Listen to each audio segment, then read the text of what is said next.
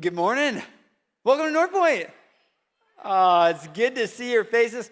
I want to welcome everyone that's here in Springfield. Springfield, good to have you. And, okay, Springfield, I want to let you know, first off, I'm going to need your help, okay, because you are not alone today. We've got our Nixa campus joining us. Can you help us welcome Nixa? Nixa, good to have you. Nixa and Springfield, can you help us welcome our Republic campus? Nixa Republic, Springfield, can you help us welcome our Dream Center campus? And can all of our campuses help us welcome those that are watching online? Good to have you. Good to have you. All right, I'm welcomed out. That's enough. Okay, but no. Hey, over the past couple of weeks, I had a lot of people come up and ask me, John, what is North Point going to look like over the next couple months?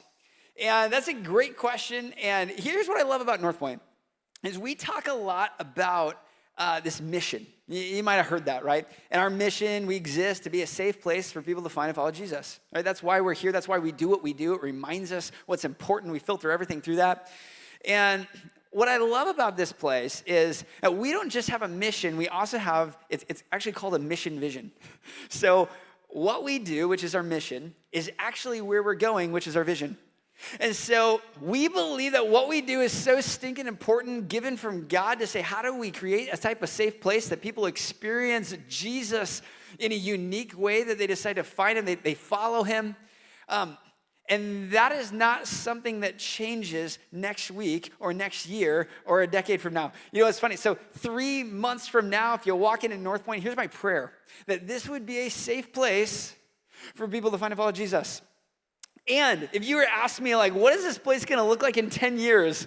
I'd be like, well, one, I'll probably have more wrinkles and a lot less hair. You will age like a fine wine. I'm sure of it. You'll just look better in time. But here's my prayer, that we would be a safe place to help people find and follow Jesus. And it may look different. It may feel different. It might smell different. We might be in different cities doing different things. But that mission is essential. And it's never been about someone with a microphone. It's always been about North Pointers taking this mission, living it out outside these four walls.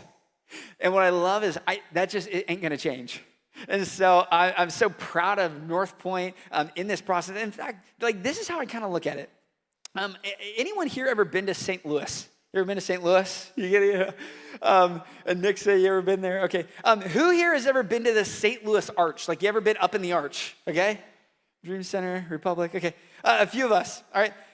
A few years ago, we were pregnant with our first child, and I wasn't pregnant. Mel was pregnant. But I look back in photos, and I kind of look like I was the pregnant one, okay? But we decided, one last trip, okay, before we have kids. I've never been up in the St. Louis Arch, so let's go up in the Arch. And so we take an entire weekend. Friday night, we get to St. Louis. We get a hotel room. I can basically touch the arch from the hotel room. I'm like, this is awesome. And I'm chomping at the bit.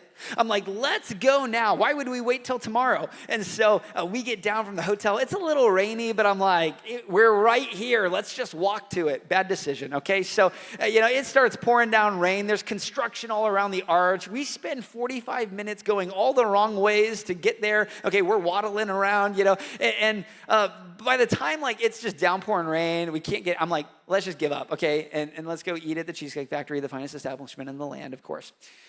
And so then we wake up the next morning, and I'm like, I'm not risking it. This time we hop in the car. We drive approximately 28 seconds, the one route we didn't go, okay? We get there, and then as soon as you get in the arch, here's what you're met with, metal detectors. And I never passed those suckers. And so I'm going through it. I'm having to undress. I'm taking off my belt, my shoes, my socks, whatever. Nothing like waking you up in the morning, getting cavity searched at 9 a.m., okay? And so I finally, they let me through. They look at me and they're like, you're probably good, okay? And there's two things you can do when you get inside the arch. You can spend money at the gift shop, or you can spend money and buy tickets to go up in the arch. And so we decided to spend money and buy tickets, okay? And so $18 a piece. And so we do that, and the very first thing they do is they herd you into this hallway where they're showing a projection of how the arch was built, and it's like two different projections on two different walls, and so I'm looking back and forth. I got to get my money's worth, and I'm trying. Like, there's a guy who's talking about the arch, and I don't really know what he's saying because his voice is so muffled, but I can tell he hates his life. And so, like, it's just like it's a weird experience. And then after that, they herd you into another hallway where you start to line up to get in this elevator. Okay, and if you've ever seen that elevator, it's like an egg. And it comfortably fits one person, okay? And so there's all these signs as you're there that are like, if you're claustrophobic, turn back now. And I'm like, I don't know if I am. Maybe I am. And so it's kind of making me claustrophobic. And so, but we get in this line, and it's me and my wife. And already I'm like, that elevator is so small. And I had cheesecake last night. I don't feel like this is going to be a good experience, but whatever. And then they put one more person behind us. There's about to be 3 people in this tiny little egg-shaped elevator going up to the arch, okay? And I'm like, oh my word. So, and I'm social enough, okay? So I start looking, I'm like, let me get a taste of if this person is normal or not. And so I kind of start like looking back, and they are making the weirdest faces. And I'm like, okay. But I finally turn around, I'm like, I'm gonna bite the bullet, I'm gonna have a conversation. And when I turn around, this lady throws up. And if you know anything about me, I'm like a sympathy thrower. I start gagging myself, and then I think about it more, and I wonder what it smells like. And I don't want to smell it, no. And so I have to like remove myself. But for 30 seconds, no one does anything. Everyone just stands and watches. I had to go get a security guard. I have to be like, hey, that lady threw up. She probably shouldn't get in the elevator, should she? No? Okay. So finally, they escort her off. But Mel and I, we got in the little egg-shaped elevator, okay? And we're sitting in there, and it's a slow ascent up to the arch. And I remember her looking at me, and she was like, if we can get our money back right now, like, I would take it. I was like, 1,000%. I was so excited to go in the arch, and now I'm like, I don't care. I just want to leave. But we're already in the elevator, so we'll go there, we'll stay for 5 minutes, whatever. And we got up there, and the view was incredible.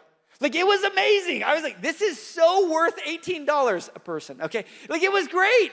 I loved it. Like, we spent an hour up there. There was like Ballpark Village and Busch Stadium on this side. You got the river on the other side. Like, it was beautiful. And we were just looking around, spending so much time. And here's what I think about. Like, we almost stopped short of seeing the view because everything leading up to it was unattractive.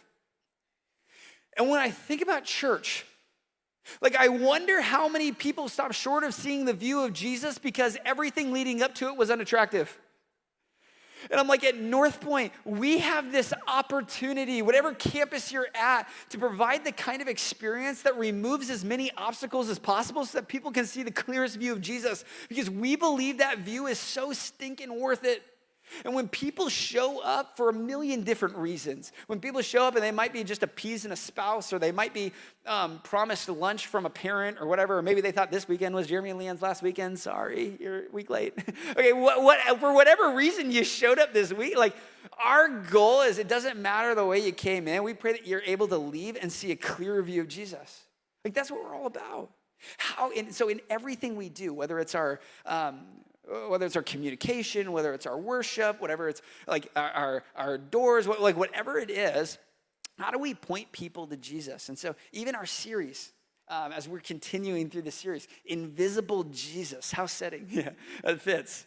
How do we show you Jesus in the 66 books of Scripture? Where is he buried? And how can we bring him to life through those pages? And so this weekend, we're talking about this guy named Job in the book of Job. He's the main character. And Job is a fascinating book. It's actually estimated to be one of the earliest pieces of literature that exists. Because it doesn't mention money. It doesn't mention the Israelites. They date it back really, really far. And it's estimated to be, kind of toward the end of Genesis when they think that this story was written.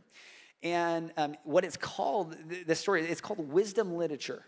So there's something to be mined from this story. And it's also in the poetry section of Scripture. And so Job, Psalm, Proverbs, Ecclesiastes, Song of Solomon, those are all written like poetry. So it's less of a narrative story, and it's more of like a dramatic play. Okay, so when we think about the story of Job, here's what we can think of.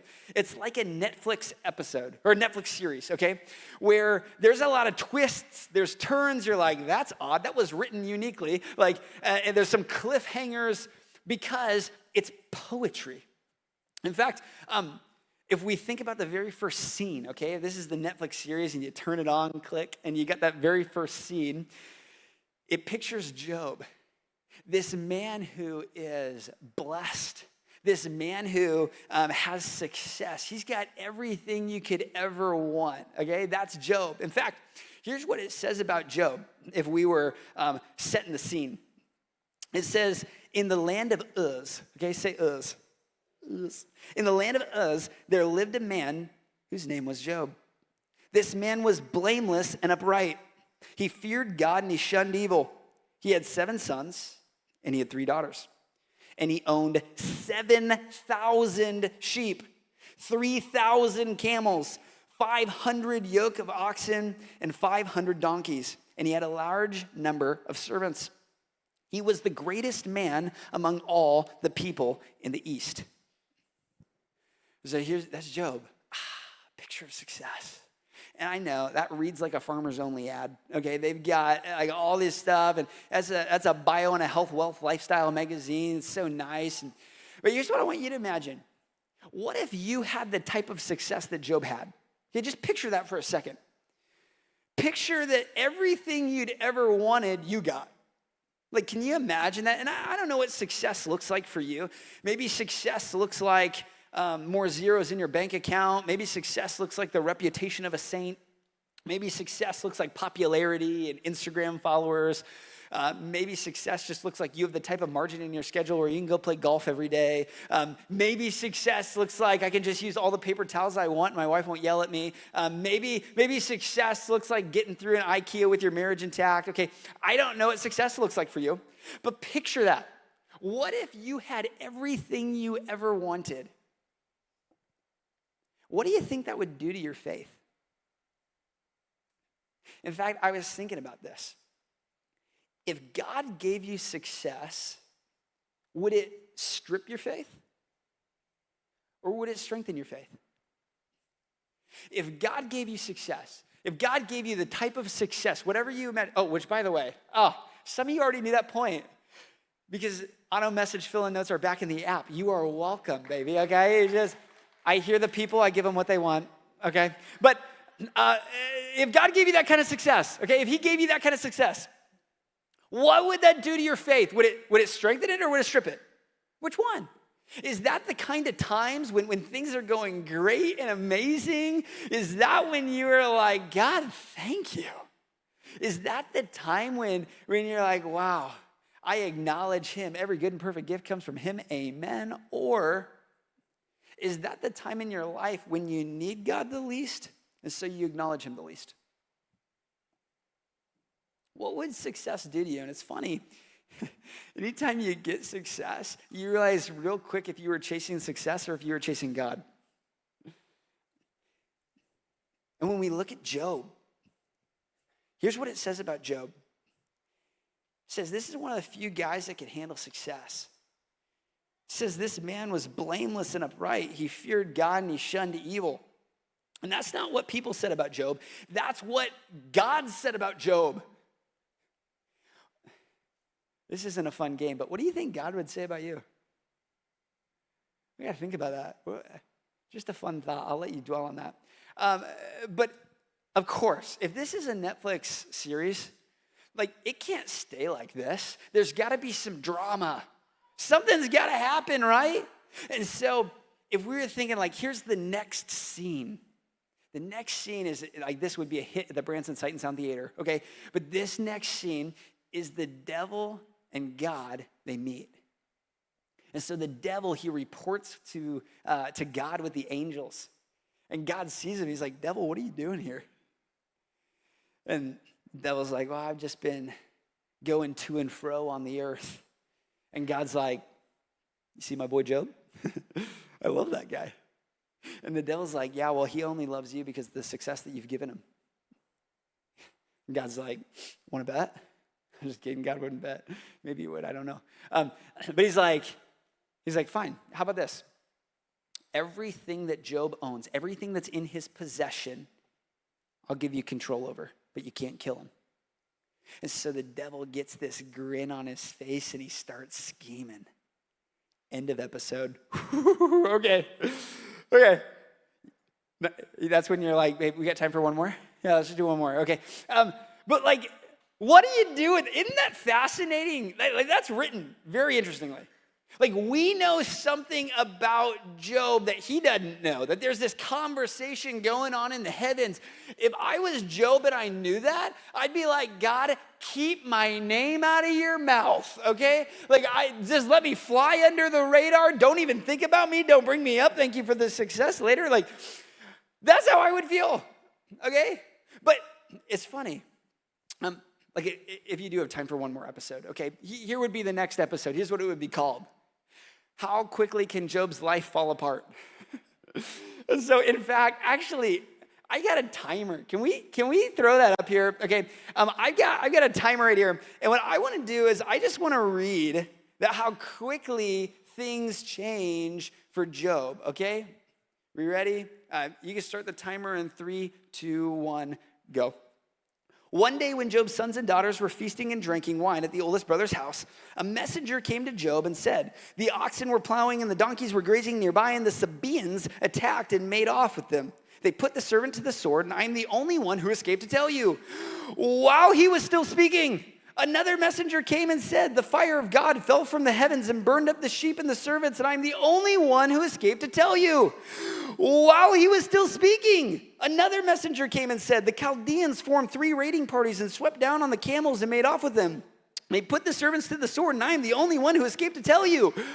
While he was still speaking, yet another messenger came and said, your sons and your daughters were feasting and drinking wine at the oldest brother's house when suddenly a mighty wind swept in from the desert and struck the 4 corners of the house. It collapsed on them and they're dead, and I'm the only one who escaped to tell you. Time.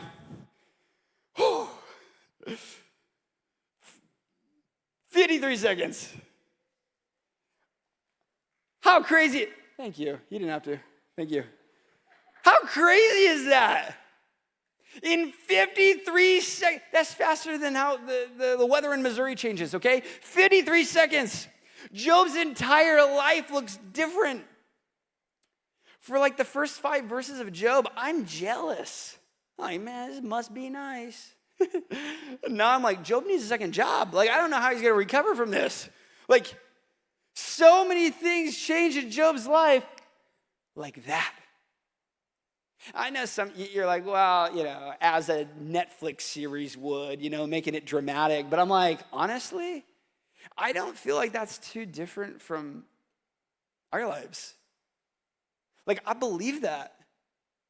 Like, I've got friends that entire life changed in less than 53 seconds. I got friends that made a financial decision that took away their life savings quicker than that.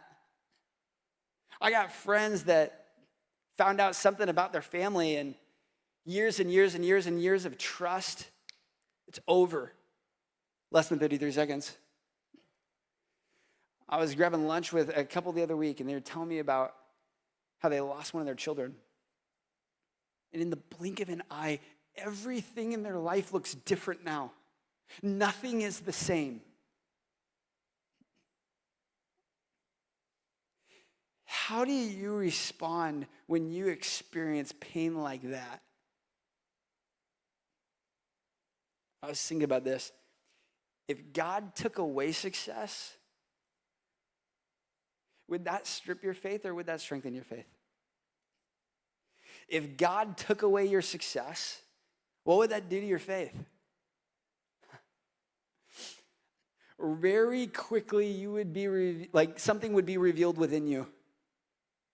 Very quickly, what does that do? Is that the time you dig in or is that the time you dip? If you experience that kind of pain, what does it reveal?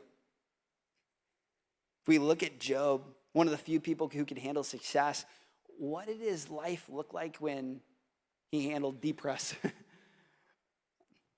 It says this is his response when he didn't experience success, when his life fell apart. This is what he said. He said, the Lord gave and the Lord has taken away. May the name of the Lord be praised. And the devil heard that, and he's like, hold my beer. Okay, this is, hold my pumpkin spice latte. 'Tis the season. He's like, I am going to make Job regret ever saying those words. You haven't even seen the beginning of it.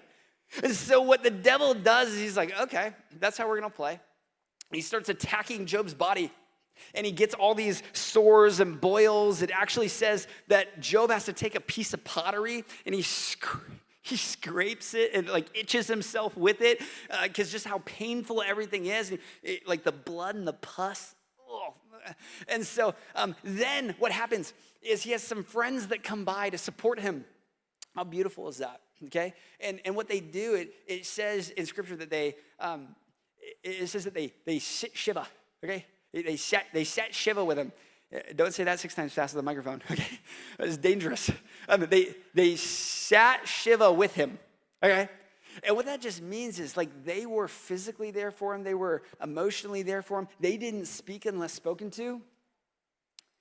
But it was for dudes. And so eventually they talked, okay? And they, obviously they went into fix-it mode. And like, I don't know if you've ever been, like anytime someone's going through a hard time, people will sometimes come to me and they're like, what do you say? And I'm like, ooh, that's where you messed up. Like, you don't need to say anything. You just need to be there. Like, that's the important part. And oftentimes when you begin to say something, that's when like things get weird, okay? Because sometimes we become uncomfortable that someone else is uncomfortable. And so we try to say something to make them comfortable, but it turns out to make them more uncomfortable. You know what I'm saying? And so that's what Job's friends do. They're like, oh, hold on. You know what? I've been thinking. I think I know why all these bad things are happening in your life, Job. I think it's because you have some unresolved sin. You must have been a bad guy in a past life. You must have done something really terrible, and that's why you're being punished right now. That's what's going on. I think I've got it. And Job's like, oh. And then to make matters worse, his wife comes up to him. And his wife is like, here's the line she uses, why don't you just curse God and die? Like, why are you serving a God like this that treats you this way? And here's the deal. I think Job's wife gets a bad rap. Because, like, we see it in this story and we're like, no, Job is this strong guy. He's holding on to his faith. He's the noble one.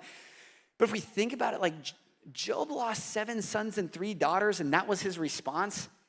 That's crazy. His wife lost 7 sons and 3 daughters. I'm not surprised that she didn't say, well, the Lord giveth and he taketh away. No, she's like, what are you still doing? Why do you serve a God that treats you this way? Like, how would you respond to something like this?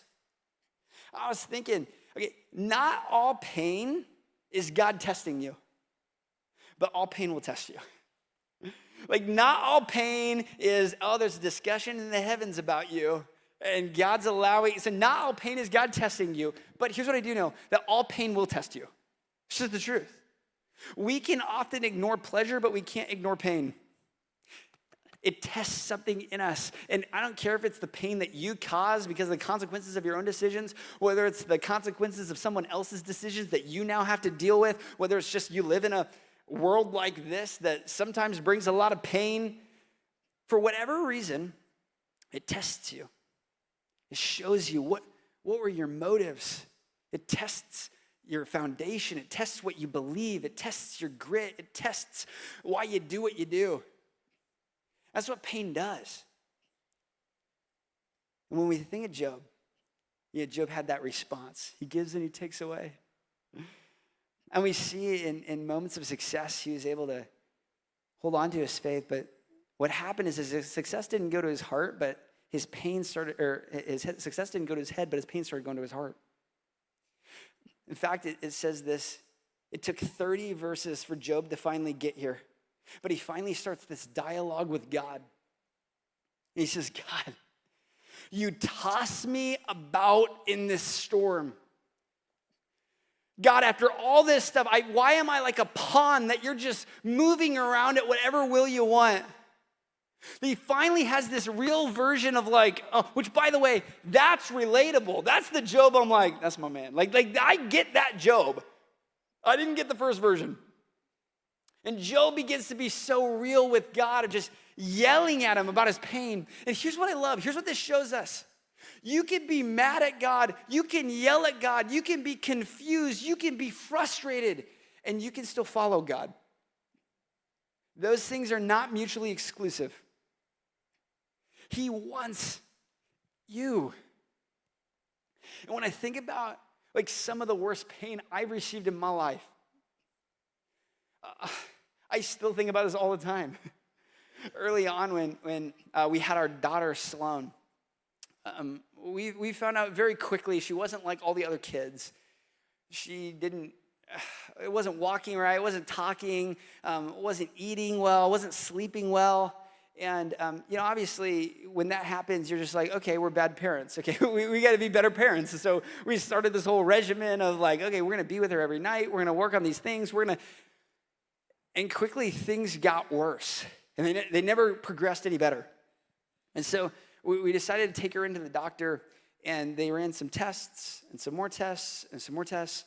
And they found out that our daughter Sloan has a rare genetic condition. And we don't know exactly what that means, but they're like, we do know she won't be like a lot of other kids her age. And she's going to have more obstacles than most kids. They're like, we don't really think that she'll be able to go through school with other kids her age. Like, we don't know as she grows and develops. Like, we don't think she'll ever be able to drive. She probably won't ever live alone. Like for Mel and I, we're like, will she ever get married? And on one hand, we're like so thankful that there's a diagnosis, and oh my word, we kind of have some answers and we know what's going on. But it was devastating. Like all these dreams we had for our daughter, less than 53 seconds. That now we're like, okay, I guess I have to realign everything I've ever thought. And when we got this diagnosis, it was like, it's painful. And I promise you my response wasn't, well, he gives and he takes away.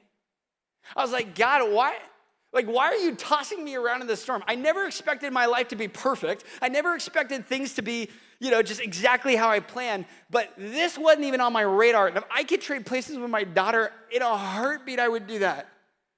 And I remember, like during that time, I prayed more than I had ever prayed before. And I felt further from God than I've ever felt. I'm like, how does that happen? And we had great support, and we had a great church, and I love it. And what's crazy is 2 years later, everything's not perfect. I love my daughter. She's so beautiful. She's the happiest girl ever. It's amazing. I can go give her a hug anytime I want. Like I see the gratefulness in the fact that she's still here. I love this. And I still feel that way sometimes. And here's what I have to remember, is that the presence of pain does not indicate the absence of God. Just because you're going through it, just because, and you will, okay? If you haven't, like some of you have had the hardest moment of your life and you know it, and some of you will have it and you won't forget it. When you go through something so painful and maybe you feel like, God, where are you? Maybe for some of you, that's why you showed up today. Whether you popped into Dream Center or here at Springfield or any of our campuses, maybe you're watching online and you're like, I don't feel him anywhere. Like something feels dead in here and I don't know what to do. And the only thing I can maybe think of doing is maybe I should show up to a church. Maybe I'll get some answers. Maybe I'll figure out what's going on. And by the way, here's what I want to let you know. I'm so glad you're here. If that's why you showed up today, I pray that this could be a safe place. Not a safe place for you to suppress your pain and act like everything's perfect on the outside, but let this be a place that you address that pain, that you don't sit with it, that you can yell at God and that's okay. He can handle it. He's big enough. You can be frustrated and angry and mad and that's all right. This is a place where you wrestle with the tension. You don't ignore it. You don't forget about it. You don't fake it and act like everything's okay. This is a place you wrestle. In fact, you can't wrestle with God far away from him. You can only wrestle with him in close proximity. As you wrestle with that tension, it brings you closer to him. If you're taking notes, one of the things I wrote down is this, is that God may not have caused your pain, but he can use your pain. God may not have caused your pain, but he can use your pain. And by the way, real quick, I don't want this to be some catchy phrase that you get out of context, okay? Because I want to be very clear, because that can be very damaging. Some of you have gone through very, very hard things. Maybe you have lost someone. And I don't want you to think of it this way as, okay, God's going to fix everything and make everything perfect again. There are some very real holes in your heart right now that may never be filled. I just want to be honest. But I want you to understand that no matter what pain you're going through, God can use that. How does he use that though? Here's what it takes. It takes endurance. Even if we look forward years and years and years and years later, there's a man named James, Jesus' half-brother. He writes about Job. And here's what he says that's significant about Job. He says, you've heard of Job's perseverance and have seen what the Lord finally brought about. There's that word perseverance. It's also endurance or patience, okay? And really the New Testament was written in Greek and we translate it down to English. And so in the original context, when they talk about endurance, in Greek, it's this word hupomino. And so what hupomino means, because this is what Job had, it means that you can dwell alongside something very painful because you know something. When I think about the pain in our life, okay, what does it look like to endure something that's really hard, that's really painful? How do you do that? You do that because you know something that other people don't know. And I think about our lives. Okay, what type of pain could you endure if you knew that there was something precious that was being created inside of you? What type of pain could you endure if you knew that this would impact your family and your children in a significant way? Here's how I picture it. Okay? And I want to invite the band up at each one of our campuses. I don't know if you've ever been to Silver Dollar City. You've ever seen a silversmith at work. What a silversmith will do is they'll take a raw piece of silver and they'll put it in an apparatus and they'll slowly turn up a flame underneath it. And they want to be very calculated, okay? Because they want to make sure not to turn it up too hot too quick because they don't want to burn the silver.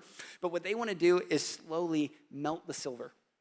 And so as you've got this raw piece of silver, what happens is over time as it begins to melt, the impurities rise to the top and then they skim it off. And as they turn up the heat a little bit more, impurities rise to the top, skim off the top, turn it up a little bit more, impurities rise to the top, skim off the top. And they repeat this process over and over and over. And so this begs the question, when does the silversmith know that the silver has been refined and that it's pure? Anytime the silversmith can look at the silver and he can see his reflection in it, that's when he knows. When I think about the pain that we will and are and have endured in our life, how do you do that in such a way that through a process it refines you and it reveals your Creator? It reflects him. What does it look like to be able to experience really hard things in a really hard way, in such a way that it reflects your Creator? And pain after pain, time after time, this is the story of what does that do in you? And how does it produce something so pure on the other side? In fact, for Job, it took 53 seconds for his life to fall apart. It took 42 chapters for him to finally say this line. He says, my ears had heard of you, but now my eyes have seen you. My ears had heard of you. I thought I knew who you were. Like, I knew of you. But now I know you in a completely different way. And the unfortunate part about our lives is I don't know why you're going to experience all the pain that you've got. I don't think God's going to be the author and creator of all the pain that you experience, but I know that he can use it. And in the process of that refining, where it's hot, more and more pain, I just believe that there's goodness on the other side, that he can use that. And that doesn't mean he fixes everything. It doesn't mean it's perfect afterward. It doesn't mean it looks exactly the way that you thought it would look. But it does mean that he uses that pain, he refines you in such a way that it reflects him when you're able to endure it because you know something that other people don't know. And so where is Jesus and Job? Well, one, the whole story of Job is actually a reflection of Jesus. A blameless man who endures pain that he didn't ask for, but God allowed because he knew of some goodness on the other side, so he was able to endure it, and he brought freedom and redemption to everyone around him. And here's what I think about Job. Where is Jesus in Job? Jesus is our refiner. He's a refiner. He refines these parts of our life. I don't believe it's always him. He's not always turning up the heat on your life, but I do believe that he uses all the pain to refine something so beautiful and precious and pure when you're able to endure it. And this is why I love this mission. Like, why is it so important to be a safe place for people to find and follow Jesus? Because here's the deal. Once you follow Jesus, ain't nothing in your life safe. Okay? Everything is up to be challenged. Your finances will be challenged. Your time will be challenged. Your passions will be challenged. The way you handle conflict will be challenged. Everything in your life is challenged. And so why is it so important to have a safe place like this that reminds you, endure this? There's something beautiful that's being created, something so precious that's being refined in your life as you go through your days. What I want to do is I want to take a moment, all of our campuses, if we could pray that God would give us the strength, that he'd give us the knowledge to know that there's something going on in our life and he can use the pain that we've got. Let me pray. God, I'm so thankful. I'm thankful that in moments like this, you don't expect perfection from us. God, you can handle a very real us that yells at you, that's mad at you, that's frustrated with you, but still chooses you. God, you use that. And even though we may not see it and we may not know it, God, I just believe one day we're going to speak of your goodness as we endure the pain that life throws our way. You're going to create something beautiful through it. In your name, amen. Amen. Well, I know at each of our campuses, we got one more song for you. And this song, I pray that these aren't just lyrics on a screen, but they can be an anthem this week. Would you stand with me?